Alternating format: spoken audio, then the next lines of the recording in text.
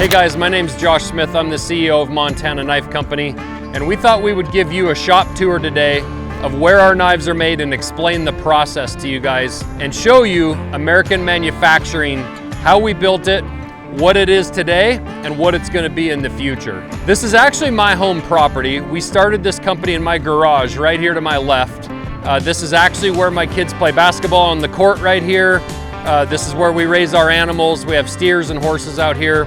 And all of my employees and all these cars right here report to work at my house. So we built this shop a couple years into the business as it was growing. And so we've transitioned into here from the garage. So let's walk through here and kind of take a look at the process. All right guys, so welcome to the machine shop. This in here is where we make all of our handles, and it's where we do all of our prototyping. We've got a machinist here working right now on this. We're running G10 handles in here. And these guys program, we design everything, we test it, we prototype it, and we build it all right in here in these CNC machines. We also store all of our materials for the process on these shelves, and we have semis coming in daily, restocking material. So we're moving things in, moving things out, turning it into knives. So let's walk through here and check out the nerd cave. The nerds are the guys that actually put all my ideas that I come up with, that our designer Ryan comes up with, into an actual model that we can prototype, test, and then eventually manufacture. All right, so welcome to the nerd cave here. This is a very tight little space here, but these guys are a combination of our engineers and machinists here. We'll start with, since we're standing right by Travis here. Travis is actually working on designing here our molds for our sheath making process. So he's running kind of a simulation of what this program is going to look like on the CNC machine. And he's setting all this up here to be able to make those molds. And then we will actually mold that process. We'll mold that kydex up at our sheath making shop. We'll cut those molds out. We'll rivet those together, buff them. So we produce that full sheath in-house. This is an actual setup of our jaws for our manufacturing process for our handles. We've got these guys over here. Patrick's a quality control engineer, and then we have Thomas. Thomas is actually working on some of our assembly fixture stuff, how we hold the knives.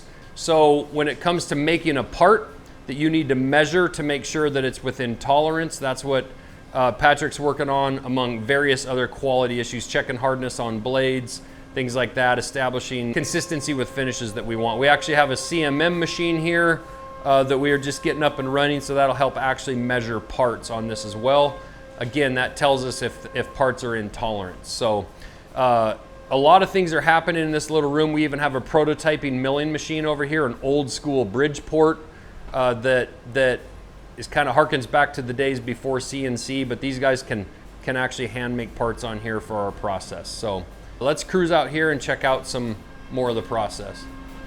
All right, so another theme of this is really tight on space, which we are going to get to later in this video. But this is our parkerizing room. It's also where we do anodizing of screws. We actually make our own screws, and then we actually turn those screws different colors in this process here in the anodizing if we want gold or black screws, things like that. And then this is actually the storage of our jaws, in which we are actually manufacturing all of this stuff in-house to make our parts on our CNC machine. So these are all various different jaws. Like this one right here says large culinary right here. So every set of jaws is engraved as to what it is. Here's a Blackfoot jaw. Again, we make all this stuff in-house, which I think is very, very cool. This is a Rockwell tester right here to my right. This actually tests the hardness on our blades, so we know we are delivering you guys a really good product with consistency, a blade that's going to hold an edge and also be tough. One of the coolest things that we have going on here, these are 3D printers. 3 of these 3D printers right here, they basically run non-stop, and this allows us to 3D print models of knives that we're working on to decide if we like the ergonomics of it, the feel, the length of the handle, all that, before we actually turn it into a working prototype. So in this G10 handle manufacturing process, this material is actually made in Connecticut. This G10, it's American made. We ordered out of Connecticut. It comes in blocks, which are right here. We get them big boxes of these blocks, and then we turn it into our handles within this process right here in the mills. Let's walk over here. We actually have some blue tape on the floor. We're making room for some more machines that we have coming in about 2 weeks. This is just evidence that we continue changing and evolving here. We continue adding to this process. We're building this American manufacturing literally every single month. So we had to move our whole entire sheep making process out of this building to make room for more manufacturing for our handled process. But also over here, we have our prototyping process here. So this mill, we build all our jaws on. We also build our prototype blades and handles. And that's a surface grinder over there for grinding blades flat when we need to also do some prototyping, which is what we're working on our folding knife right now. As you can see, we also have a lot of paracord here. We get this in by the thousands and thousands of feet, in which these guys here that you're about to meet fuse and tie in our handles. So a lot of product moves in and out of the shop. All right, guys, so welcome to the assembly side of the house. Assembly, packaging, laser sharpening, we do all that in here. And again, we're really packed on space. But as you will see, everyone behind us here is doing some various different tasks, from tying paracord on knife blades to assembling handles on blades, and then also packaging. So we'll kind of walk through and check that out. But every knife has a print that hangs right here that our engineers make up, and that keeps our assemblers kind of on track of exactly what part they need to use and what knife to keep mistakes from happening. We're also prototyping and testing different arms and stuff for torque guns, for screwing our knives together, just getting in preparation for making folding knives as well by the thousands. It's got so many more screws than our fixed blade knives do.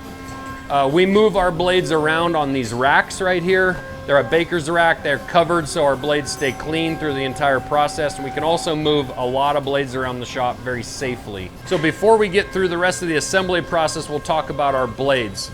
So up until this year, our steel was always made in America, but that steel company went bankrupt and was bought out of bankruptcy by Steel in Europe. So our steel is now made in Sweden. We don't love that, but unfortunately, that's the only supply of powder technology steel on the planet. So we cannot buy that steel in America anymore, and that includes all of our competitors. Anyone that's using CPM, MagnaCut, CPM 154, any of those steels are now all coming from Sweden. So our steel, though, comes in a big block of steel, like a big solid 5-gallon bucket, and it's actually rolled here in America. So they turn that big block of steel into a sheet in New York. It gets ground there, and then it goes to our laser cutting facility also in New York as well. Now, this is where the process gets interesting. With our new building that we're going to show you later in the video, our plan is to bring all the rest of these processes in-house. But as of right now, because I started this in a 2-car garage, we didn't have room for all that massive equipment. So lasering happens in New York, our heat treating happens in Pennsylvania, and then our blade grinding happens in Washington. These are huge facilities that grind for probably most of the major manufacturers and heat treat for most of the major manufacturers that you guys ever know. All the household names get a lot of their work done at these same places. But we are going to be bringing those processes in-house over the next 24 months. Our blades come in a stage that is ready for us to assemble, to sharpen, and to fit up with sheaths, all the handles, all that stuff. So that's how our blades come in.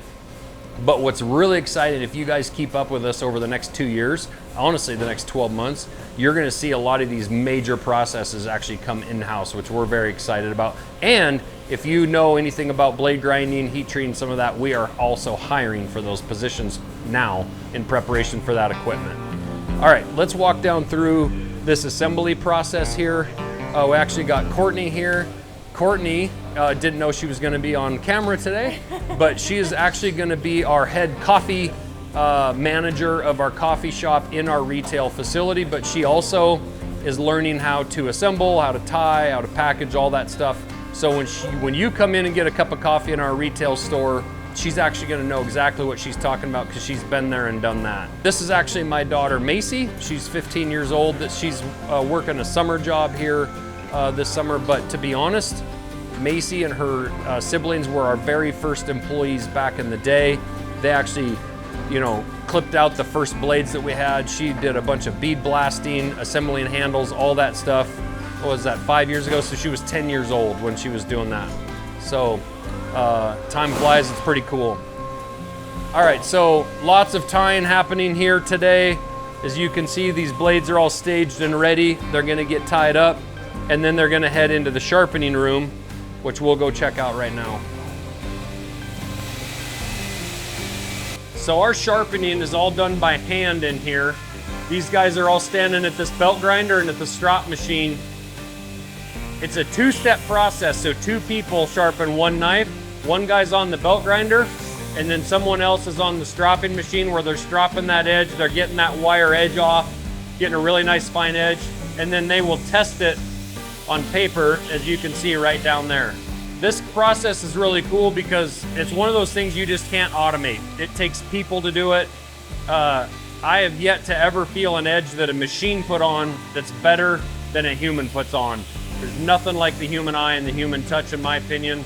And we have a bunch of sharpeners. They trade out in here throughout the day because it's actually physically demanding.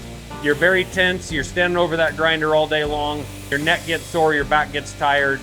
It's a tough job, but they take a lot of pride in this, and we're very proud of the way that we sharpen our blades. As you can see, they've got a lot of blades to sharpen. This entire rack here is full of knives that are ready to sharpen. This is our bead blasting process. That's another process that's kind of hard physically on you. You're hunched over that cabinet. Put your hands up in these gloves. Light comes on, air into here, and we bead blast. So we do all of the finish work on our 52-100 blades in this shop. All right, so let's go check out the clean sheath and package area. So this is the clean sheath and package area.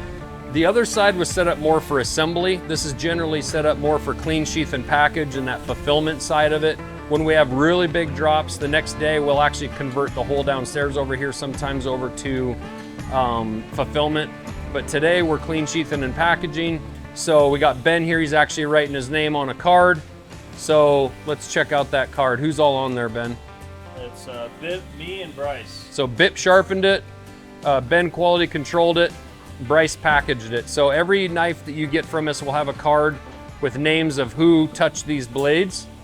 And then these guys are working in teams here. What they will do is they will inspect the blade, making sure that it's clean. They'll make sure it's sharp. It's got all the components, nothing's loose on it. Look for any imperfections in our milling on our handles that we've done, anything finish-wise on the blade. Once that all looks good, they'll check the fit of the sheath, making sure that's nice and tight. It's not gonna fall out of there.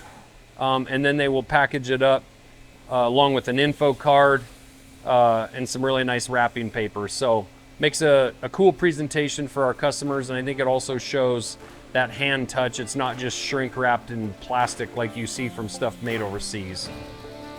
All right, guys, so this is our laser room. And again, this has been changing and evolving since we moved in here just 2 years ago. 2 years ago, we didn't laser our blades at all. I took those out of house. And again, just like everything since I started the company, we're bringing things in-house. As we grow, we're using that money to reinvest. So that first looked like these machines over here. We brought these lasers in. We just had one in the beginning, then we had two, then we had three, and then we kept burning them up. And so then we had to step up to the big boy laser, which can just handle the volumes that we're doing now. It also does a much nicer, more crisp job. And again, what we're proud of is that MKC, made in the USA mark is exactly what we're doing here. As you can see here, even though our steel's coming from Sweden, we're actually rolling that steel out in America, and then the grinding, the heat treating, the laser cutting's all happening here in the US. Those processes we're actually bringing into our new facility over the next 6 to 8 months, as soon as that building is done. And then all the rest of these processes happen right here in our building, in my backyard. All right, now that you guys have seen the manufacturing process downstairs, we're gonna head upstairs to check out what my wife has going in the fulfillment area, as well as how tight on space we are in all the offices up there.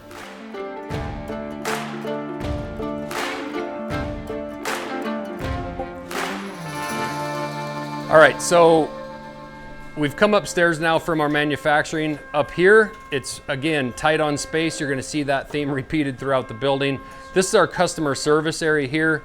We got Tori and Paris. They're answering all of our emails that come in, handling a bunch of the review stuff, and they're sitting right out in the open here, so they get distracted by every single thing that we do that comes upstairs and all the people. And then this area is our fulfillment area. So again, my wife's kind of in charge of the customer service and the fulfillment area, but we have these key people like Cody here, who actually really handles most of the day-to-day now with printing labels. So when you guys place orders, our customers place orders, Cody prints those labels off. He separates them like he's doing now, depending on whether it's knives, merch, some of that stuff, how it's being shipped.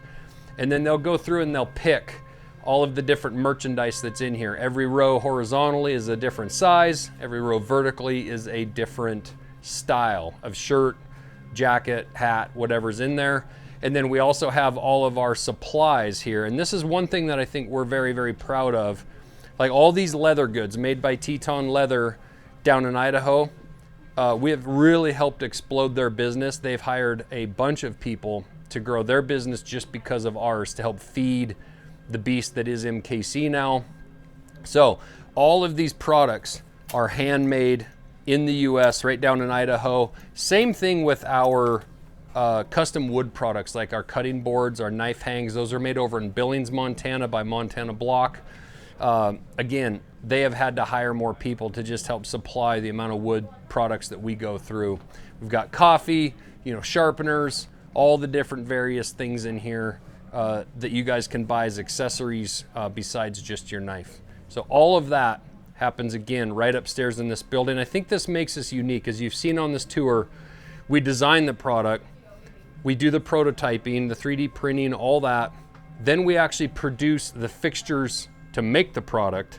We make the product, we assemble it, we sharpen it, we package it. Most companies then ship it out to like Amazon, they distribute it. We don't do that. It stays right in the shop. We do all the distribution, all the packing, all of that. We control that customer experience from the first email they receive and their website visit, all the way through to when they receive the knife. And what's really cool is with our Generations program, when you send a knife back in to get it resharpened, we do that for free. Tori and Paris open up the packages every day. They get those knives downstairs to where they need to go. We'll resharpen them, rewrap them, clean them up, and get them back to you for free for life. So that's just an example of what American manufacturing can look like, what we're trying to build. And again, every single day we're building this a little bit bigger and a little bit bigger, and we're learning, we're getting better at what we're doing. And so now we're gonna get to see what the next phase, we call it 3.0, of American manufacturing right here in Frenchtown, Montana looks like. Let's head up to the new building and check that out.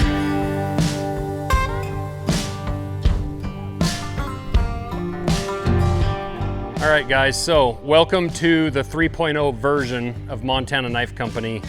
And as I referred to in the video in our building that we're currently in, this is where American manufacturing is going to be happening.